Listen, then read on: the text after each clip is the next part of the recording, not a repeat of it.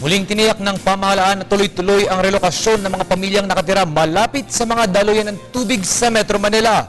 Ito ay matapos na aprubahan ni Pangulong Aquino ang pagpapalabas ng mahigit 374 na milyong piso para sa shelter program ng mga apektadong pamilya. Dito manggagaling ang 18,000 pisong shelter subsidy sa bawat estero family hanggang makompleto ang mga location. Tiniyak naman ni DSWD Secretary Dinky Soliman na may listahan sila ng mga pamilyang makikinabang sa relocation program ng gobyerno. Si Roby Cerezo ang ating tagapagbalita.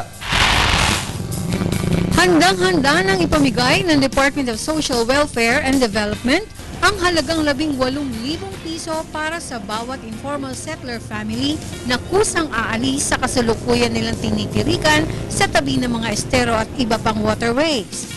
Dahil inilabas na ng Department of Budget and Management ang 374.4 million pesos na budget para ipamahagi sa kanila. Tinatayang mahigit 19,000 pamilya na aalis mula sa San Juan River, Manggahan Floodway, Estero de Tripa de Galina, Pasig River, Tulyahan River, Maricaban Creek, Estero de Sunog Apog at Estero de Mepaho ang bibigyan ng rental subsidy na ito.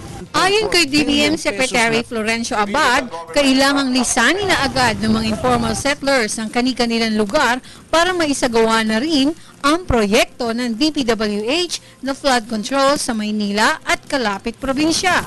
Pagkaalis ng mga ISF, maumpisahan na rin ng DPWH ang river desiltation, rehabilitation at paggawa ng mga malalaking drainage at dams. Target ng pamahalaan na mai-relocate ang mga ISF bago matapos ang taon na ito. Para sa Telebisyon ng Bayan, ito si Roby Cerezo.